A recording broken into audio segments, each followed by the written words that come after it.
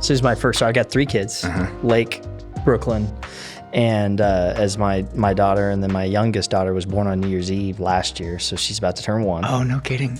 London. Yeah. So I got 3 kids, essentially. Therefore, my son just turned 4 in September. So a long time, I would just say I got 3 kids, 3 and under, because it's essentially what it was like for 9 months. Yeah. He just had his 3rd. Okay. Yeah. Boy, first boy for him. And for me, like, there's no greater feeling than becoming a father. Like, it's just, once you hold them in your hands, and now you're literally responsible for them and raising them, and it's up to you, right? And I was sitting there, I was like, for education, I want my son to experience what I experienced. And, Rockers was tough. It was challenging. And like you would have experienced it too. A freshman and sophomore year, it was hard. Yeah. It was really hard. So funny enough, we actually met because, not met, we re-met. Yeah. Because he had his own podcast. Sure did. Whiskey and Insurance. Whiskey and Are Insurance. you guys still doing that? I've not. Like, I've kind of like stepped away from it. So we grew it to 3,000 followers, which was fun. Yeah, you guys were doing like live events. We had a live event. We had over 100 plus people show up to the live event. We did it at Stewie's in downtown Lee Summit. It was cool because we had a lot of people that knew us that were there, but then we had random people that showed up and wanted to come listen to what we were talking about. And we gave thousands of dollars of giveaways. There's a barbershop down there. So like we were giving out free haircuts and free bottles of whiskey, and we gave out free shots to everybody that attended, and it was a blast. It really was. But like the more I thought about it, it's just my main goal is to positively impact people's lives, and I want to be able to do that, and that's our mission statement of the business my dad and I own. And the podcast was great, but I was feeling like it was sucking a lot of time. And like I wasn't feeling like I could make the impact that I could normally make within the business community and business world and what we were doing for our clients and potential clients, prospects. And for me, I was like, hey, I love doing this, but I'm having to create content, and I was having to do all the stuff that goes into it. We filmed over 50 episodes. Yeah. We were talking. And you guys had the whole setup. It was at a table. You had the mics, the headset. We don't even have the headset, dude. You guys are legit. Yeah. So we've got it all still. I've got the whole setup. I've got an entire podcast room, very similar to this. So I don't have the aesthetics. Like this was the next step, was to actually put up some aesthetics on the walls and stuff. But and maybe I'll do something with that. I can still film video, but not maybe make it weekly. It was just a lot. We were doing a weekly episode, dropping content. Yeah. Dude, we're like doing a ton back to back right now. So this is our 3rd episode today. Yep. We did 2 last week. We got 2 next week. And that's then we'll how have I would a little do it. break. Yeah, that's how I did it. So what I would do is I'd film 3 episodes, 3 different outfit changes. So I don't know if you did an outfit change or not, but I literally would have different outfits for each episode, and I would go change into them, sit back down, film. And we would do a 3-hour, because that's the way to do it, right? If you're going to sit down, film multiple episodes at once, and then you can have a little 3-week hiatus. But it was just a challenge. Like, it's just a lot of time. Yeah. That was the key thing for me. And I don't have a lot of time. I'm going to be honest with you. I don't. Like, I'm running a business. It's a successful business. I have a family. I've got 3 kids that are 4 and under. And every extra time, I was waking. We were filmed a lot of those sessions, by the way, too, at like 5:30 in the morning. You were drinking whiskey at 5:30 in the morning? No joke. No joke. It would be either early, because I didn't have the time during the workday. Yeah. And so I would film either way before the workday even started. So by the time we got to the 3rd episode of film, it's like 8:30 or 9 o'clock. We're good to go. Then we go into our workday. Dude, I could only imagine. It's like, hey, if you got any requests for Luke, do it on the podcast days after he's been drinking for 3 years. So we would do that. Or we would wait till the very end of the day. I'd go home, have dinner with the kids, and help get them in the bathtub, put them to dinner, or put them to bed, and then I would go back to the office. Yeah. And then we'd film from 8 to midnight, and then I'd come home 12:30 or 1 a.m. and I was like, why am I doing that? I felt like it became more of a chore instead of like, I started this whole thing because I loved to do it and I wanted to give content to people, but I just ended up becoming more of a chore than something that I really cared about. And I didn't want to do that. I didn't want to show up to a podcast, where we've got 3,000 followers and people tuning in. It was great. Like, it was a great success. And I'm like, my heart wasn't in it. Yeah. So I told the other guys that I was doing it with, I said, carry it on. do it. And they just haven't done it. And I said, I'll come on like sporadically, like I'll do a podcast like what we're doing today. And, you know, that's fine. But for me to like put this into the schedule and the calendar every single month to be, you know, be doing it, it became more like, do I really want to do this? My heart's not in it. Yeah. And then I would show up unprepared on my last couple of episodes. I'm like, now I'm not giving the listeners what they really deserve. I can go on and not prepare for a podcast and just talk and usually be fine. But almost every single one of those episodes, I prep. It's kind of like you like prepping a newsroom. I don't know if you ever. My mom used to run news and Channel 41 and news here in Kansas City. Yeah, but you have like. You can prep content. You can prep like what you're going to talk about. You kind of like have the whole, you know, first 10, 15 minutes is the tasting. And then you got this and what we're going to cover. And then I'd have like specific questions to ask guests or my co-hosts that were doing it with me. And I planned all of it, like put a lot of effort and time. And then like my last couple, I wasn't doing this. I'm like, my heart's just not in it, you know? Yeah. So that was a challenge. Yeah. So hopefully somebody picks it back up and continues to do it, right? I mean, we only have 100 plus people that can do it. Yeah, man. Well, and especially when you're running, like how many employees do you guys have now? How many team members? We have 120, 25, and we'll probably grow another 30 to 40 employees in 2026. So we'll probably be 150 plus. And just continuing that trajectory. Yeah. But especially from like a business owner dollar per hour standpoint, it's like, hey, I already have this thing built. We started it from ground zero. Yep. We're plugging away. And then, you know, this podcast, not that it doesn't have potential, but it's like, where's your energy going to be better spent? Yep. Right. And so, and the business pulls a lot of energy. I mean, I'm handling phone calls at 7 and 8 o'clock at night, 9 o'clock at night. This time of year, you know, we work till 11 at midnight because it's like tax season for accountants. Yeah. But for us as insurance agents, everybody's trying to get their January 1st effective date. So we're working 12, 14, 15 hour work days. Like no other. So, and that's consistent. Like that's who it is. Like I could pull up the cameras at my office at 11 o'clock tonight and there will be probably 30 people still there. Crazy. With the lights on. That's wild. I am grateful. Oh, go ahead. No, it's just what we have to do in order to help everybody. Yeah. Well, I'm grateful you guys did the podcast, man, because that's how we got reconnected. Yeah. I won they did a giveaway on the podcast. And I won the first whiskey giveaway. Yes, you did. And it was a bottle of Angel's Envy, and come to find out you don't even drink whiskey. That's what I was told. Yep. I don't even drink whiskey, so I gave it away. You gave it away. I think it was a gift to like a family friend or something. But, you know, we reconnected that day, and we were walking through the office, and you guys did you like buy a third building yet? Or like you guys are rapidly expanding when I was up there. Yeah. So what you would have walked through is what I call HQ headquarters. And that's where my office is at, and like our employee benefits and customer service and life insurance and annuities. And then the back room is what I call of our new agents for Medicare and individual health U65. Yeah. I call that one the boiler room. Yeah. The boiler room across the street. Or the incubator or something like that. It's where we live, because we have that big old training room that everybody comes in, does training, and then we go apply on the phones. And it's tight quarters, but we've felt like that's always been good for people because they're hearing not only themselves and can listen to their own recordings through our software, but they can hear what other people are saying at the same exact time. So they're kind of learning from one another. In like osmosis. Yeah. Yes. Nice. And so it's been really, really good from that perspective. But we have those buildings, about the one next door. And then I have another building down the street. I don't know if I ever showed you that one or not, but that's one that we call the pub because it's above Llewellyn's pub. Oh, nice.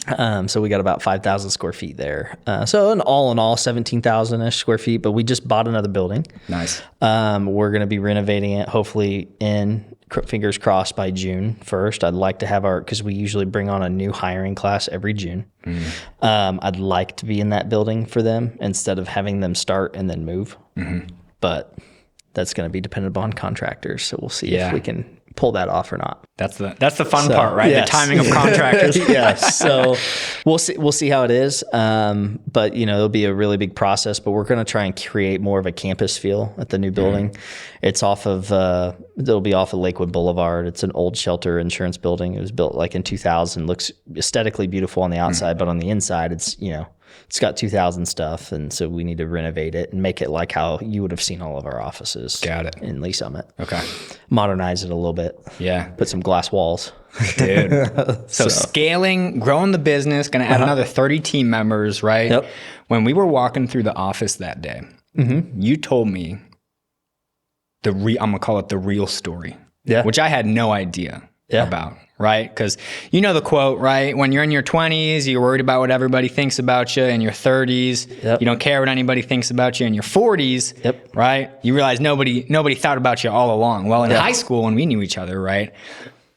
I didn't really know what was going on in your life. You didn't know what was going on in my life. And come to find out, like, dude, it was a bit of a shit show in your world. Like, I thought it was, Luke, this star baseball player, he's killing it. But behind the curtains, it was a whole different story, man. So take us back to what was going on. Yeah, that's really really great leeway into kind of like the start of Luca Eckley and what really became who I am. But throughout middle school was really when it started. My dad had a previous business, and in that business, it was an executive search recruiting company, and it was really successful. He had the best of both worlds, work-life balance. He worked maybe 30, 35 hours a week, and he made $250,000 a year at the time. And this is in the late 90s, early 2000s, which is a lot of money. Before inflation. Correct. And, he did a really good job at that. And he coached all of our baseball teams, my brother and I growing up, and he spent a lot of time, invested in our lives until I got to be in about middle school, 12, 13 years old. The '08 recession happened.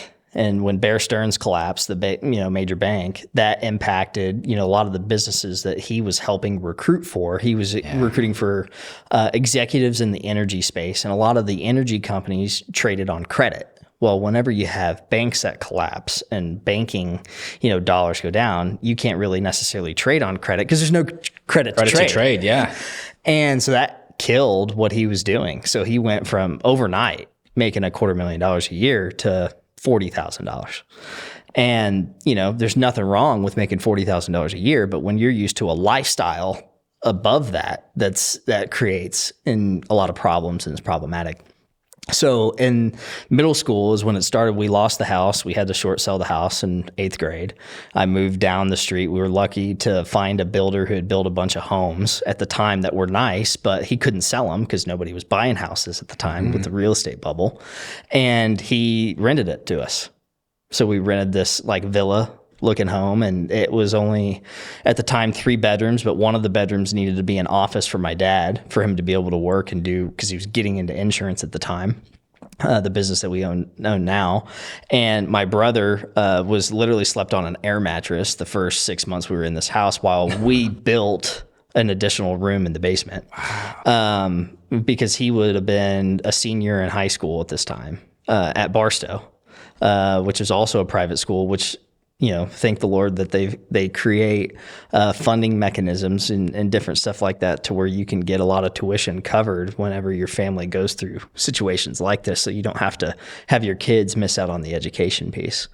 So for me, going through that in middle school, where money becomes like a real thing, like once you get to middle school, like you start to realize like cars, you start to realize what clothes people are wearing, you start to realize those types of things.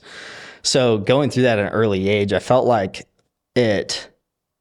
you could say a culture shock. You could just say just a shock overall. Like, hey, this is what I was used to. This is what happened. And, that definitely impacted confidence for sure in middle school, like my last year of middle school. And then I decided I was going to go to private school. Decided to go to Rockers High School, a place that I knew nobody. Like I knew one person going in, which was Nick Cerise, who's still a good friend. Shout out Nick if you're watching this. So he was my only buddy I knew going into high school. So that was fun, just being able to do that, but then create relationships. And I went to Rockers for football, of all things. I ended up being a baseball guy, but I went to Rockers because I wanted to be go to college and play football. Yeah. And those cards didn't end up shaking out the way that I wanted it to be. So baseball was the path that led me there. But at Rockers, they have work grant. So my freshman year, which was also a very humbling experience. I was able to work off 80 to 90% of my tuition, which at the time I think was like $11,000. I think our freshman year. I remember these data points. Sounds about right. Yeah, it was like 11 and some change. And so for me, I wanted to go in, and they require you to go in early. So my shift was from like 6:45 a.m. to 7:45 or 6:50 to 7:50. It was an hour right before school started at 8. And my job was to clean the gym. So I get the mop bucket, the whole thing, and mop the entire gymnasium. You swept it first, then mopped it. Then we rolled out the bleachers. You go through, get all the trash, and then you'd mop the bleachers and make sure the bleachers were all clean, and then put everything back up. And what a humbling experience, especially after you go to a basketball game with your buddies, and then your buddies are just treating the bleachers like crap, and they're sticking gum there, and you know that you got to get the gum off or trash, and they leave it there. They don't throw it in the trash can. And you're like, in my mind, I was sitting there like, I'm going to have to clean that up tomorrow. Like, so, when you go through that at such a young age, what I call a young age in high school, in a very impressionable years, I didn't want it, like for you, if you and I were hanging out, or if we were at Rockers, like I wouldn't want Daniel to know, hey, I'm on work grant. I didn't want to know other people that were on it. And I didn't want other people to know that I was on it, just because for me, I had a negative connotation for that. Yeah. Even now, looking back at it, I'm like, who cares? Yeah. It's kind of like just what you said. Once your 20s, it matters to you, but once you get to your 30s, you realize that nobody cares. Yeah. Same thing here. Like looking back at it, nobody legit cares. However, at the time, I cared. So, you try and hide it. And I remember to this day, they had the old punch a clock system. You remember? Oh, yeah, the cards. The cards. Yeah. So you had time cards. And you literally punch it and punch in, punch out. That was my first ever having to punch a clock, which was humbling. I was humbled by that. I really was. And I'm glad I went through it, because I feel like that kind of helped shape me and who I am today and the man that I am. And I think it brought me from a humbling piece. If I never had experienced what I experienced, I cherish it. Even though it was hard going through it, I view it as I would not be the person who I am today without going through it. And I love it, because now I'm a lot more aware of my surroundings and what people are going through. And if I would never have gone through that, I could probably be some bratty kid who thinks everything's entitled and that I'm, the world, owes me something. Yeah. And when you go through something like that, the world doesn't owe you a dang thing. And so I think it really shaped me who I am today, and the leader that I try to, aspire to be. 100%, man. Yeah. It's interesting. Just we were talking off camera, and I said the one thing I would have changed is I would have stayed at Rockhurst, right? Yeah. But the only reason that I can say that is because junior year I transferred to Paseo, and I went from half of the kids in the parking lot having brand new Mercedes, right? Parents are millionaires, to I transferred to Paseo, which is for those of you who aren't aware, Paseo is a school in downtown KC-Mo. Yep. And all the kids there, I showed up in a 2000 Toyota. Yeah. And I was getting called a rich kid because I had a car. Yeah. And if you're showing up at Rockhurst, you were, you didn't want to be seen in the car. Exactly. Yeah. You wanted to park down by the football field so nobody knew. Yeah. Oh, yeah. And so, I walking through metal detectors to get in school. But the only reason is because I can kind of see, you're able to see both sides of that. And if I hadn't seen that other side, if you hadn't done the workers grant, if your dad hadn't lost his job, not his job, but his company, and you guys had to go through that hardships, like you might not have been able to see that other side. You might not have been able to learn the disciplines and learn the tenacity and pushing through and having to, frankly, eat shit. Yeah. To be able to make it out on the other side. Oh yeah. That's exactly what I agree with, and I think has shaped me who I am today and the leader that I am today. And just being able to, I think the word that I like to use is just aware of everybody, what they're going through at that time, at that moment. Everybody's got their challenges. Life is not all roses.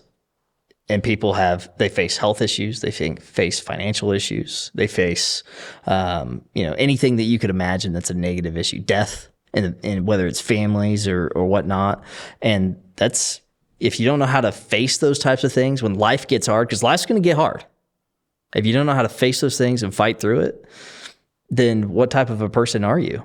Ultimately, at the end of the day, are you going to be the person that crawls in the corner over here and cries victim? Or are you going to actually get back up and keep fighting and keep going? Yeah. And I think that's just what I try to aspire to be, and want to show people of like, hey, this is what it looks like.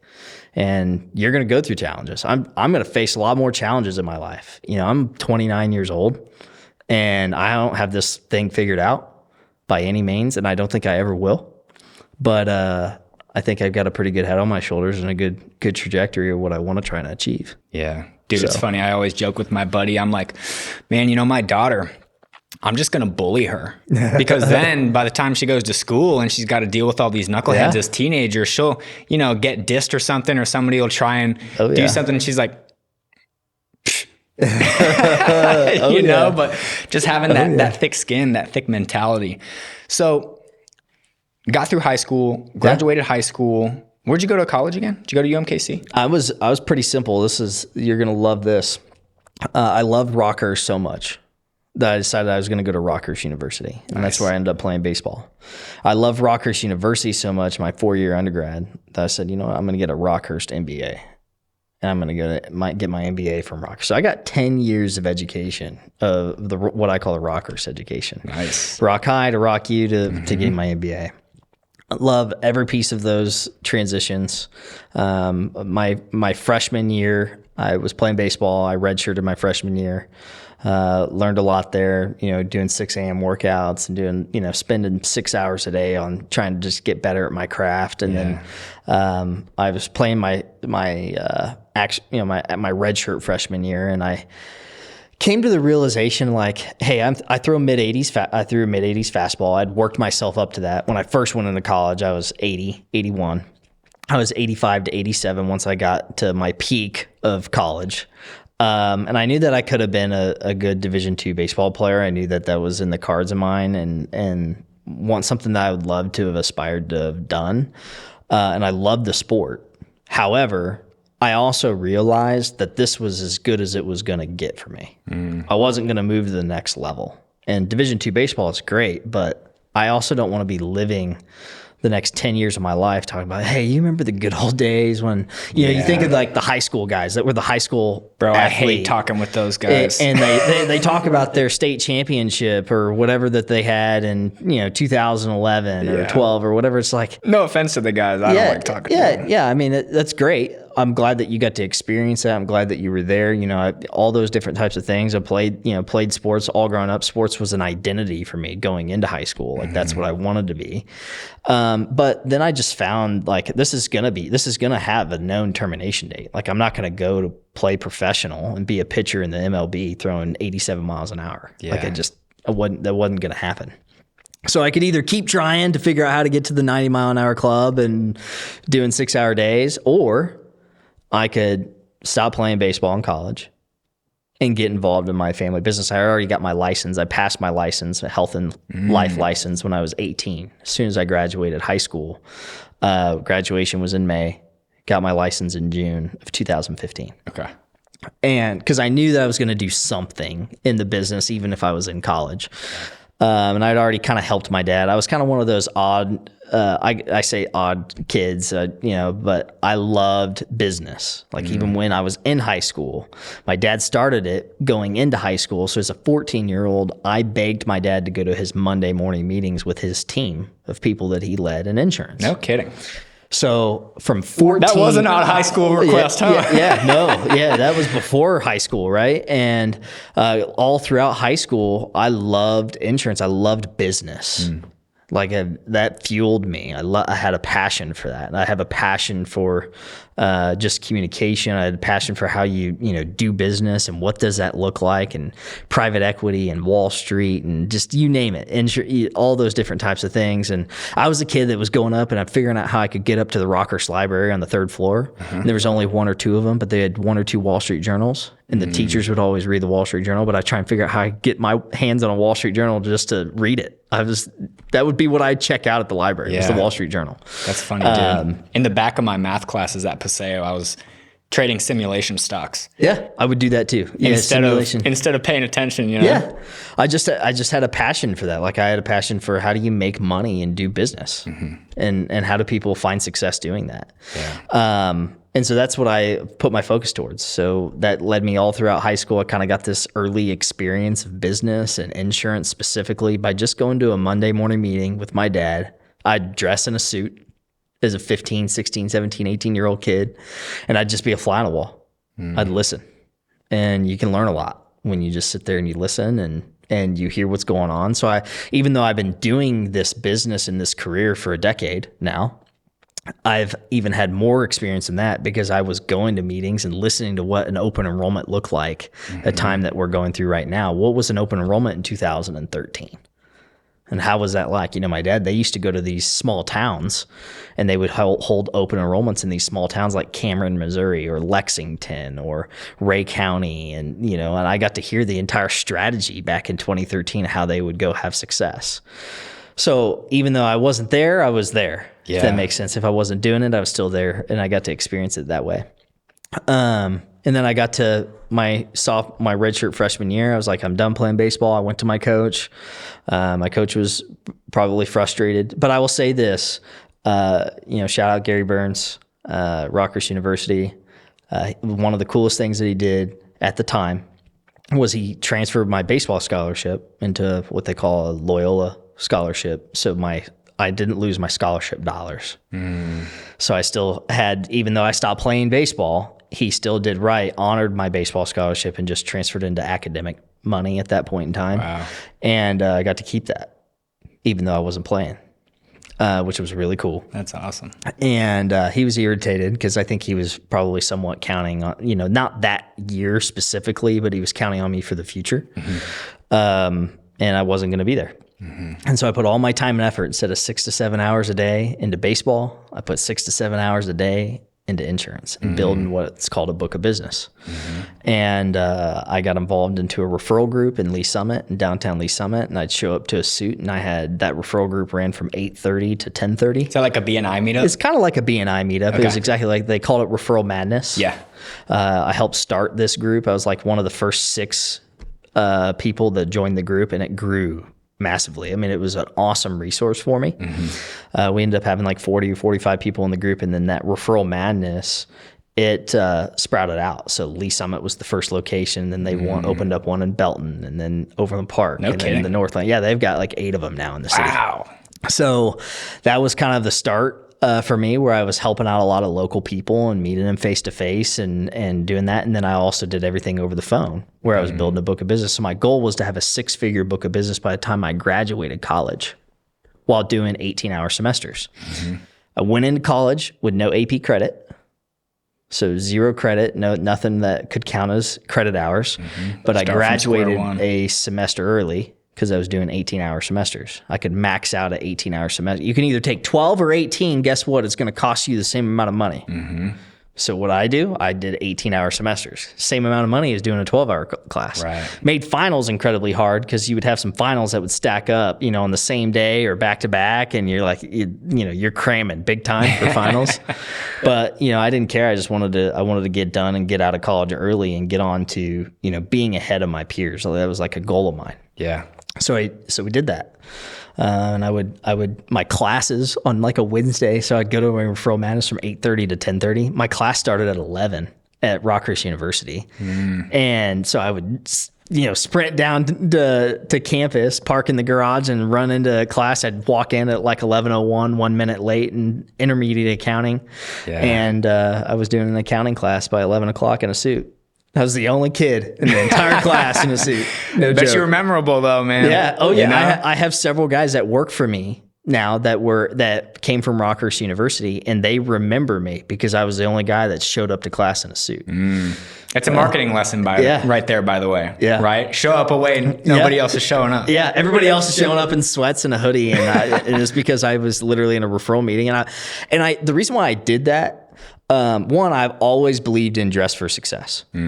I do feel like if you dress well, that you'll show well, you present well, and that it does matter. People outside, they perceive someone who is better dressed as, you know, like, oh wow, that guy's got his crap together. Well, I knew in my referral group that I was in a referral group where I was younger by all these other people that were business owners in the community by half their age. I mean, these are 40s and 50-year-olds.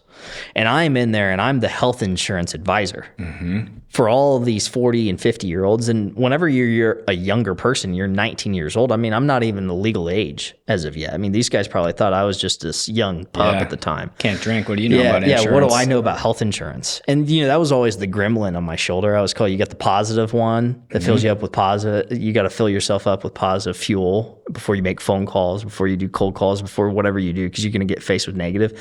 I always had the negative gremlin says, you're 18, you're 19, you're 20 years old. What do you know about health insurance? Why is a 50-year-old going to give you their bank account and their social? Like, why would they trust you with those pieces of information? So for me, I felt better if I was dressed to the nines. So I was full suited up. I was gonna care about my craft, and I was gonna learn it, and I was gonna study it. And guess what? I knew more about health insurance than everybody else in that room, not because I was dressed well, but I backed up my dress with preparation. Yeah. And so you gotta treat life that way. That's how you go find success, in my opinion. And that's why I would go to intermediate accounting on Wednesdays. Jeff Wright's class. That's awesome. You ever watch Wolf of Wall Street? I sure have. You remember the part where he goes, act as if. Or maybe this is the boiler room that I'm thinking of. I think this is the boiler room with what's that actor's name? Ben Affleck. Yeah, Ben Affleck, right? Oh, yeah. Act as if. Yep. Act as if you've already made it. Yep. Right? So you're acting as if, but on top of that, you're already doing the due diligence, doing the homework to make sure that you can back up the acting with actual substance. For sure. There was actually a study done, some marketing study, but basically they found that when someone who was given health advice dressed up as a doctor, whether they were or whether they were not, they were viewed as more trustworthy and more authoritative, all because they had the white lab coat on, or whatever you call it, and the stethoscope. Yep. Now, they could not have graduated, even, right? But because they looked the part, they were seen as more trustworthy. Like, dude, imagine if you were talking to somebody on an airplane and they tell you that they're a priest, but they're in like shorts and a t-shirt. And then the other one's like dressed in all black. He's got the little white thing on. And it's like, okay, like you can immediately tell. He's a priest. Exactly. Yep. Yeah. So that's what I did. I did that, and my goal was to generate a 6-figure book of business by the time I graduated college, which I did. And then I got involved in the business. The business started to really take off in 2017. That was when we cracked the top 10 list on the Kansas City, or actually it was Ingram's magazine. So it's a business magazine in Kansas City. You have Kansas City Business Journal, you got Ingram's. We were the fastest growing business. We were number 7 that year, 6. And one of your guys was just featured on the 20 in their 20s, right? Zach Ginsky. Yeah. We've had a winner 3 years in a row. So I was the 3 years ago. Okay. And then Jared Boyette was last year. And then this year I had a guy, Zach Ginsky from our firm. Let's go, man. So 3 years in a row, maybe we can make it 4. You never know. You never know. So, that's just, you want to make a positive impact, man, no matter what it is, whether it's in the community and it's a client and has a direct financial reward for you, or if it's somebody that has nothing to do from a financial gain. You're just wanting to make a positive, lasting impact in the community. And that's what we try and embody. And we try and embody that through 5 main core values: work ethic, excellence, sacrifice, trustworthiness, and courage. And if we can do that, we can chase a common goal. And if you got an organization of 120, 140, 30 people, 20 people, it doesn't matter the number. If it's greater than 1, that's powerful if you're chasing a common goal. So that's what we try and do. I'm curious from my own, gain here, and obviously everybody that's watching, right? So you graduated with a 6-figure book of business. Stuff started taking off 2017. So you're probably a sophomore, junior in college? 2017 was when we first cracked the top 10. We had crossed over $1 million. I think we made 1.1 million in revenue. Okay, gross that year. Gross. Okay. So, and it was just you and your dad, or like what was the team? No, we had in 2017. We had not started hiring an inside group yet. What I call an inside office. There was about 10 folks that were all outside remote workers. They were like my dad, 40s and 50s at the time, and they had maybe been beat up by the 2008 recession. whether that's a gymnasium, whether that's a car lot, maybe, it didn't matter. They were beat up and they had previous business that had failed. They were there to try to recreate something. That's how my dad had hired, and it was like image. Yeah. And it worked. It worked, handsomely. Almost 70% of those people are still with us to this day. Wow. And the first hire was 2011, 2012, all the way through 2017. It was kind of like that group of people. Okay. Then in 2018, we had this grand idea that, you know what? We can go hire people and bring kind of like what I call the millennial generation or Gen Z generation into an office. We've seen how it could be successful for these folks working at home, but imagine if we created an environment and a culture that's exciting to be a part of. And so that's what we wanted to do. We And this was your idea? Yeah, it was mostly my idea and our family's idea to kind of generate this and create an inside office, and that's what we wanted to go after. Yeah. And I was like, if we can teach somebody that's in their 40s and 50s to go be successful in this career, which I would always notice in insurance that I would, again, and rightfully so at the time, because I'm 20 years old, 21, 22 years old, but I was always the youngest guy in the room, no matter what, if it was a conference, whether it's an insurance carrier, whether it was other insurance brokers that were out in the community. I was young by 20 years. The youngest people typically were in their 40s that were in insurance, and they'd been passed down by their dad's dad, and they run in a state farm, that's just kind of been the insurance industry. It's like, we can bring young people that want to have success into this industry, teach them insurance, sales, how to operate in a workplace environment, and create something special. So that's what we wanted to do. So 2018, we had bumps and bruises. I hired somebody in March and hired somebody in June and then hired somebody in July and hired somebody in August. All 4 of them are still with us to this day. However, what I mean by that is bumps and bruises is, why were we hiring 4 different people and 4 different timelines and 4 different, the guy in March needs different training in August than the guy in August. And the guy in August needs brand new training than the guy in June, who's not necessarily brand new, but he needs a little bit more training than the guy that's just now starting in August. You get what I mean? So you're all over the place and there's not enough people to do everything. Plus, you're still selling, right? Like, you got to sell and still got to keep the lights on. Correct. Yeah. And that's what we did. Is my dad, reinvested his dollars into the business, from his book of business, so that we could create what we have today. Yeah. And so in 2019, we had this great idea of, instead of hiring people all months of the year, let's do a hiring class, predominantly of college seniors that had just graduated in May. So let's start them in May. And come to find out, our first year, we started like May 26th. It was like the Tuesday after Memorial Day or something like that in 2019. We had a class of 10 folks. They started with us, and then the next year we started them in June to give them a little bit more time to get like housing from Mizzou if they're moving from Columbia or wherever. You want to give them some time to get that. So we just learned, and every year we've done a class in June, and we brought on new people, and those people, you have a certain amount of people that stick, and we go through a lot of interviews. We try and find the right 10 to 15-ish people every year, and our goal is to always have a 70 to 80% retention. Now, be honest with me here. Yeah. Are you preferential to Rockhurst grads? That's funny. It's funny you say that. I'm just kidding. I would love, like, Rock High or Rock U. Rock U. If you're going after college graduates here. Yeah. Well, I mean, if anybody comes from Rockhurst University or Rock High, I'd love to hire those types of people. Yeah. So you guys don't have to wait until the class. Just reach out. Luke will get you on board right away. Yeah, absolutely. Yeah, if you're taking any of the accounting classes and you don't think that accounting is maybe for you and you'd rather jump into the sales side of things, we're happy to bring you on. Just make sure you show up to accounting in a suit. Yeah, in a suit. You'll be memorable, and people will remember, who is this guy showing up in a suit in college? Are you kidding me? Yeah, that's awesome. But that was me. So it's interesting because you said the exact same thing when you were walking through, right? You were taking me through the building, and I was like, man, like I think I don't even remember the context of the question, but it was probably like, man, what's a big thing that you've learned? And you said the exact same thing, right? You said, man, the bumps and bruises when we started hiring everybody at once and doing these classes, you said the exact same thing. Yep. So I'm curious, what are some other, because this is the Underdog Chronicles. Yeah. Right? So it's not all sunshine and rainbows for the underdog. I mean, we all got a little chip on our shoulder, but what are some of those other bumps and bruises that you've seen from going to, 1.1 to now many millions of dollars in a team of 125? Yeah. There's been a lot of different things that you could go into that. That's a very... I know it's a loaded question. That's a very loaded question. Whenever you are starting a business and you're an entrepreneur, everybody wants to... I kind of call it the gig economy. Mm-hmm. And there's so many more people every year that's going into what I call the gig economy. They're becoming 1099. They're chasing entrepreneurship. Yeah. There's a lot more entrepreneurs today than there were 10 years ago. 100%.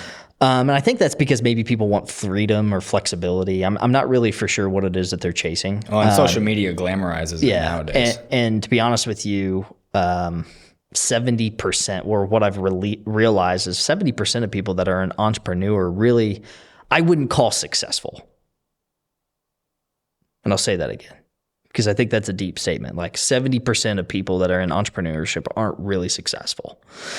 Now, maybe success in their eyes is flexibility and not having to go somewhere from 9 to 5. That's fine if that's what you're chasing. Mm-hmm. However, our world is only, and this is what I tell all of our agents and our employees, our world's only getting more expensive. I mean, look at the price of a starter home today than what it was in 2000. Look at the price of water bottles. Look at the price of, you name it, a trip and a vacation to Disney if you've got kids. I just took my kids to Disney. Let me tell you. Yeah, we're going Sunday. Yeah, good luck, because your pocketbook might slice of pizza is $20. Yeah, it sure is, And then you got to have you got to go to all the different parks. And, for my kids, what I did, I don't recommend doing this. I spoiled them way too much. But I said, hey, you can get something from a park per day. So we go to one park, we go to Epcot, you can get one toy, or whatever they want to get. Because that's what the whole design is, right? Disney's there all day long. Your kids are going to want everything that they can see, right? 100%. So we set Disney's figured out a way to monetize, man. Yep. And so we set it up before we go, But everything in this world costs a lot of money. Mm-hmm. It is. And then you go into, if you have kids, what type of education do you want them to have? And there's nothing wrong with the public school, but I went to public school. Yeah. But I can tell you, my wife taught in the public school system in the same school district that I went to. And that public school system is very different than what I had experienced. I mean, kids could retake tests as many times as they want. Yeah. Kids could wait all semester long before turning in their homework and then turn their homework in at the very end and still receive full credit. I mean, teachers are looking to do everything in their power to still move the kid along. And I mean, I think the average, she taught middle school science, 7th and 8th grade. Most of her students read at a 3rd and 4th grade level. And I went to the same middle school. It's not the same middle school, but the same district. I'm like, that's kind of troubling. Like, it wasn't like that when I was there. I mean, we had deadlines. We had homework. We had this. I couldn't retake it. If I got a 50% on a test, I couldn't go to my teacher and say, hey, I really want to retake this and see if I can get a better grade, and you take that grade. No, if you get an F, you get an F. And I just think we're like going into this society now of like, well, what is that? So do you want that for your kids' education, or do you want a private education? Yeah. Or if you're an entrepreneur, some of the newer things now is homeschool and bringing education to your kids, teaching them different languages, teaching them more about business and business acumen at an early age and all those different types of things. But that costs money. Now you got to go get external education resources to bring that in-house. Yeah. All those things that you look at are a dollar figure at some point in time. And not to mention, because I just went through this with Apollo, but I switched my insurance, which was crap, to a better insurance. Yep. Right? Yep. Well, guess what? If you want the best of the best, it's what is it? Pick 3. You can have fast, expensive, and cheap. Yep. Right? Well, you can't have, it's quality, expensive, and fast, right? You can only pick 2. Yep. Right? And so when I was talking with one of your guys, he was like, yeah, man. And I'm like, I don't care what it is. Yeah. I just want the best. Yeah. Right. And that's what he put me on. Yeah. But, if you want the best, they need resources to be able to provide the best. Right. Correct. Just like the education that you're talking about. Yeah. So what I always tell people, like if you're chasing entrepreneurship, you need to do it for the right reasons. And entrepreneurship is not glamorous. It is not what it is all cracked out to be, like online and social media. You have all these social media kings that I call them, that it's all fake. It's all BS. Mm-hmm. And for the most part, I should say it shouldn't all, but for the most part it is BS because it's not real. It's not what entrepreneurship really is. Entrepreneurship is rolling your sleeves up, and I call it trench leadership. So when I won in Ingram's 20 in your 20s, I talked about this in my excerpt and kind of on my page 3 years ago or 2 years, however long it's been. It's kind of wild to even think that we're 29 years old. Like I still picture myself as a 24-year-old. Dude, I still picture myself as a high schooler. Yeah. So it's weird that we're about to enter our 30-year-old, we're entering our 30s with kids. Like that's just crazy to me. But I call it trench leadership. The best type of leadership is you're on the front lines. If you've got employees, you're teaching them and showing them what it actually looks like to do. Like you're not going to ask an employee to do something that you aren't willing to do yourself. Mm-hmm. So one, that requires time, effort, energy, because you have to be the one that's leading by example. Now, do you have to do it every single day? No, but you have to be able to be the one that shows the example of what it actually looks to be successful in that role. Mm-hmm. And so you have to be able to be willing to get in the trenches. I call it trench leadership. Leading from the front. The analogy there is you've either got the leader that's on the front lines that's leading his army into battle, mm-hmm. or you've got the king on his horse behind the entire army that's telling his army to move forward. You tell me, which leader would you want to follow and why? Yeah. And that's what you got to do in entrepreneurship. You've got to do everything. You've got to be the sales guy. You've got to be the marketing guy. You've got to be able to put everything together. You got to be able to wash the dishes in the back. When the toilet backs up and there's crap on the floor, you got to be the one willing to clean up all the crap. Yeah. That's entrepreneurship. And that's what I think most people do not realize when they jump into it. So then when they're not willing to do that, and then they go another 12 months down the road and they look back and they say, well, why wasn't I successful? Why couldn't I get employees to follow my leadership? Why couldn't I find an employee to have success? Well, you couldn't lead yourself well. So why would you think that someone else would follow you? Yeah. That's the challenge of entrepreneurship and why I think most people fail at it. Yeah, it's interesting. I don't know the stats off the top of my head, but it's something like, 97%, not 97, but probably like 90% of businesses fail by year 3. Yeah.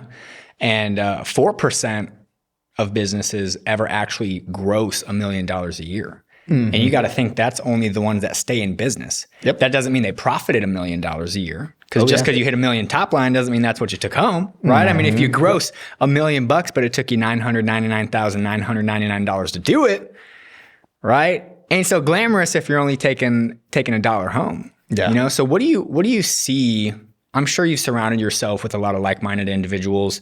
Seems mm-hmm. like you connect with a lot of other leaders. What do you see mm-hmm. as, some of the key differences in the people who do make it and do take it to extraordinary heights as opposed to the ones who either get stuck at a certain level or just don't make it to begin with, And I'm seeing a lot of these things. I mean, you got competition and drive from sports when you're younger. Oh yeah. Right? You got a certain level of chip on your shoulder when you're younger, and that you're able to take these things into your adult life. I mean, you're going at 14 mm-hmm. to your dad's Monday meetings. Like you have just this when the business was nothing. We were meeting in the back of a Denny's. Yeah. By the way. Like back of a Denny's. There was no, that was our meeting room. Yeah. Just a voracious appetite to learn, right? Wall Street Journal, mm-hmm. right? And so it seems like a lot of these things that you did as a kid molded and shaped the ability to be a leader and a top performer in today's Luke, right? Yeah. So what do you see in terms of the similarities of both what you have, but also what other successful leaders and entrepreneurs have? Yeah, no, I think you kind of hit the nail on the head of drive. Like it's got to be innate within you. You have the drive that you're going to will yourself to success. Mm. I'm not a big basketball guy, but I was a big basketball guy kind of growing up until I got to about high school. And then high school was football, baseball. And then I translated into baseball only. But Michael Jordan, a lot of times, willed his team to success. I think of the flu game. I think a lot of the different things, he just, if you follow his example of what it looked like to just give everything that you have to the sport and what it could be, or Kobe. Kobe tried to emulate a lot of what Michael Jordan did in his play. Both of those guys are were wildly successful, and they just outworked every single human being possible that was a peer. You showed up to a Lakers practice, Kobe was already in the gym for 2 hours, drenched in sweat, shooting baskets. He played defense like nobody else. Like he was going to play you and he was going to stick to you on like glue. Mm-hmm. Like that was just who he was. Michael Jordan, same way. So I think for success to happen, especially in business, no matter what it is that you're doing, you've got to you have to have that drive that you're constantly going to do whatever it takes to find success. Legally, right? Illegally, people can go do success, but that's short-lived. Like I just saw an article about a guy in Naples, Florida, who he ended up and ran a fake SEC. It was what do you call that? Investment firm, and he ended up getting $36 million, and he spent all this money on cars and jets and all that type of stuff, right? Like and now he's caught. Mm-hmm. Look at that. He's going to lose it all. Like that's pointless, right? Yeah. What you lived 7 great years of your life defrauding people out and running a Ponzi scheme, essentially is what he was. He's a modern day, who's the big guy that did it on Wall Street? They did a whole, Bernie Madoff. Yeah. He did a whole Ponzi scheme. This guy did it just on a smaller level and out of Naples, Florida. But you've got to have the drive to do whatever it takes to go be successful. And once you do that, you are constantly thinking, how do I grow my business? How do I either put in operations so that I perform or I operate more efficiently than I did the month before, week before, day before? How do I sell more? Is there something, are you evaluating your sales process? Meaning, if you're selling something because I view 90% of businesses, you're selling something, right? You're exchanging some type of persuade and communication. So if you evaluate your leads, if you take on 10 leads just for simple math and you close 2 out of 10 leads, are you evaluating the 8 that didn't close and why? Because a lot of people will just say, oh, that person was just lucky. Really? Were they really lucky? Or why are they continually closing an extra person? They're closing 3 out of 10 people more than you every 10 leads that they talk to. Is it really lucky, or is there something within them that maybe they've done and figured out that's netting them an extra sale over you, or the same type of lead flow and the same type of lead quality per se, right? So you have to evaluate that and want to get better. Because some people will just say, well, I'll just continue. And this was me. When I first jumped into insurance and I was cold calling, I was making 100 to 150 dials a day, cold calling people. As a 19-year-old kid, I was doing I was at the brink of tears. I was about to quit insurance. Fun fact. I wasn't going to quit my dad's business, but I was going to quit being in sales and trying to build to the 6-figure book of business. Yeah. I was like, oh my gosh, I'm in tears. I went 6 months not making a sale. My first 6 months, no sales, 100, 150 dials a day. I was at brink of tears. I went to my dad. I was like, Dad, I can't do this. I need to do something else. I need to be on operations or something within the business, and that's what I'm going to focus on. He's like, hey, slow down. Like, hang on. I was like, I quit baseball for this. I was like, I was going to do this, and I quit baseball so that I could try and go chase success, and I'm not being successful. This is frustrating. And my dad goes, hang on, take a step back. What are you changing in your approach? And at the time, such a simple question, but I had literally been doing the definition of insanity. I've been doing the same thing over and over and over again, expecting a different result. Mm-hmm. He's like, hey, your market is telling you something.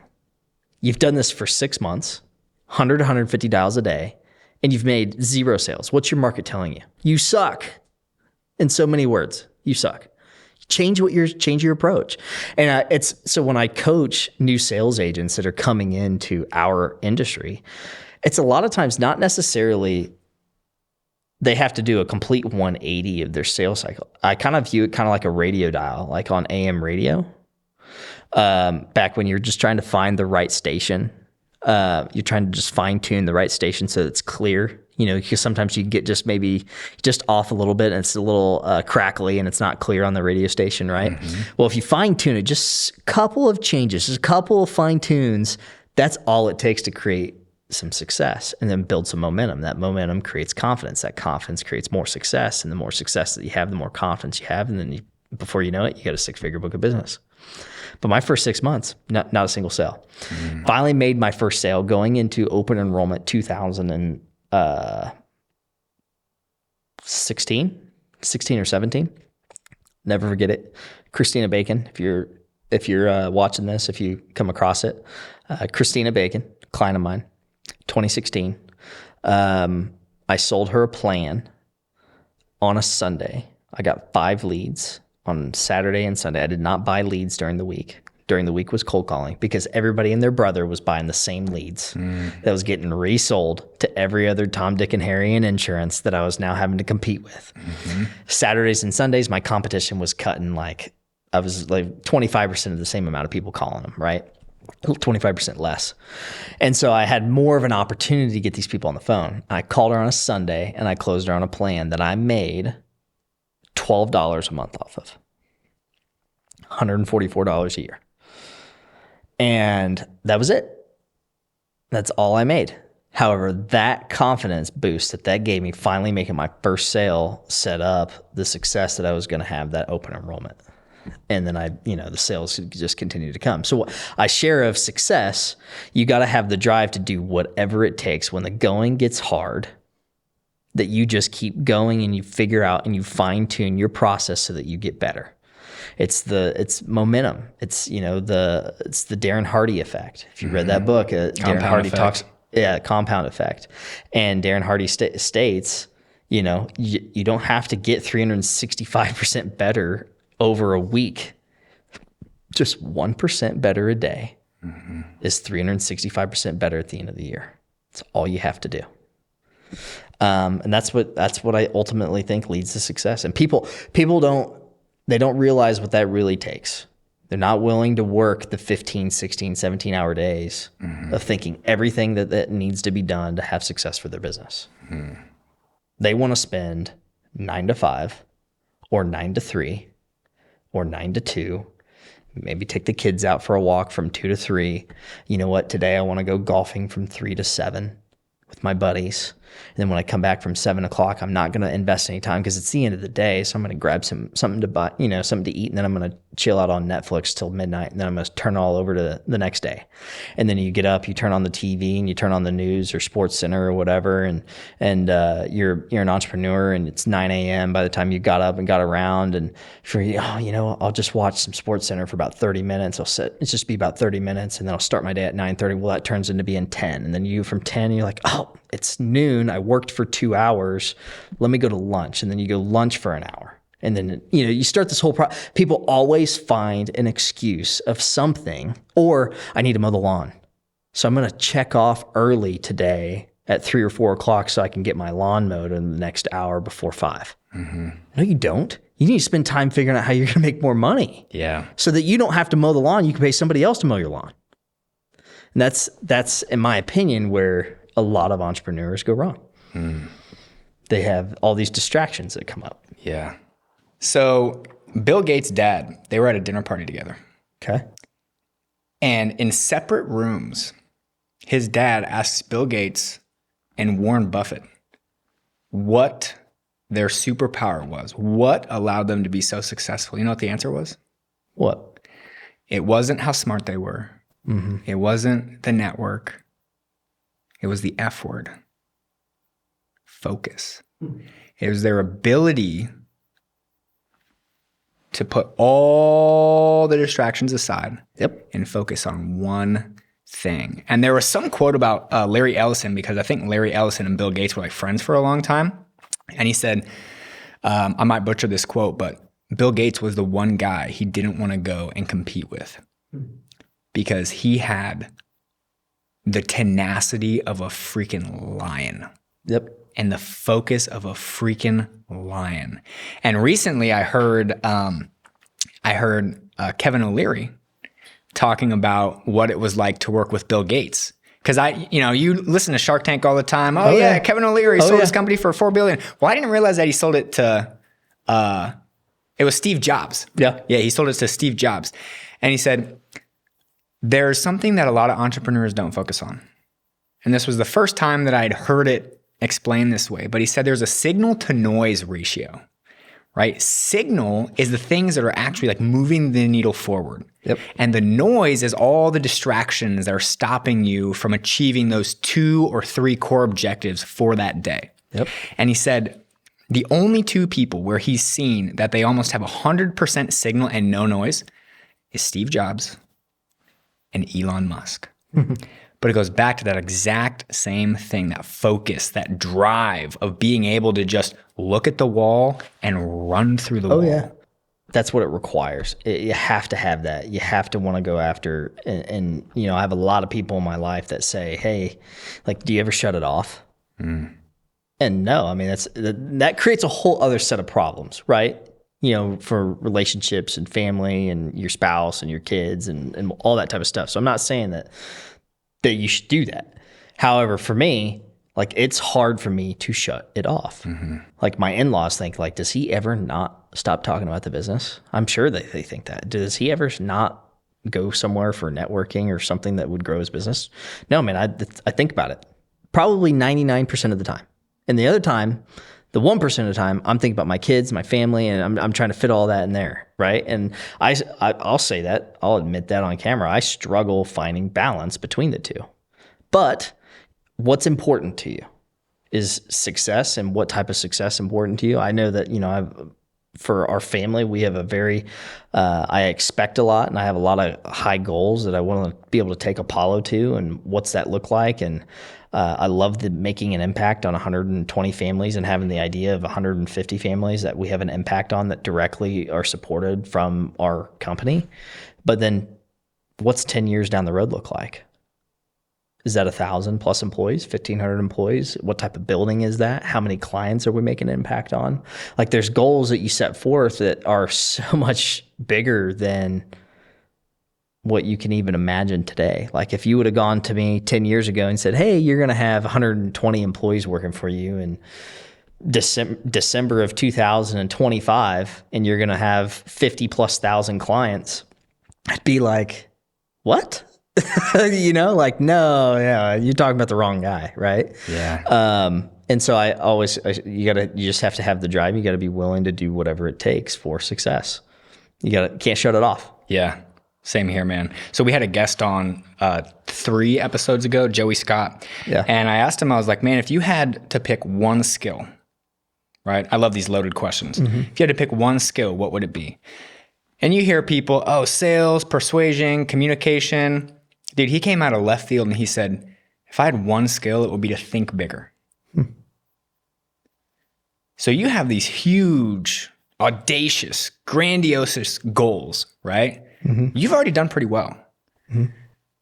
So I'm curious, what drives Luke Eckley? Oh man, that's a really good question. Because I am a strategic big thinker. That's one of my strengths. I can take like a future idea and bring that and get a lot of people to rally around that. Now, one of my weaknesses, like, I can go make a sale, right? Like, I've got a sale that I'm going to have to make in 9 minutes. But that sale, to actually put it together, and I'm not stressed out by it by any means. Like, I'm just going to get on the call and be like, hey, how are you guys doing? Here's a rate. This is what it's going to be savings. But in order operationally to actually get that to close, like the organization piece, probably not my strength. However, I got a lot of people in our business that can help make that come to fruition.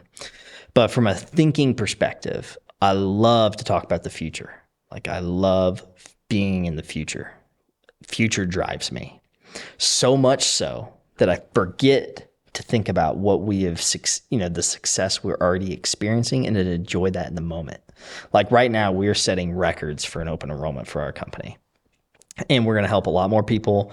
We're literally double the sales in the same time frame this time last year. We are double what we were doing last year. Double across all business lines that Medicare, individual U65, employee benefits, life insurance, annuities, all of it. It's all double. And I sit there and I look at, but our lead source over here that's coming in, we're closing at about 16%. That is not good enough. Well, what did we miss from here? Like, I look at everything from that perspective. Like, man, we missed here. Like, what could that number have been? So I'm so future oriented. Like, I'm sitting here thinking, like, what's 5 years look like from now? And, a goal of $100 million. I want to have $100 million come in from a business in 1 year. We already have a 9-figure business now. If we were to like sell it, right, it's worth that. But I want to create a 9-figure business in 1 year of revenue dollars.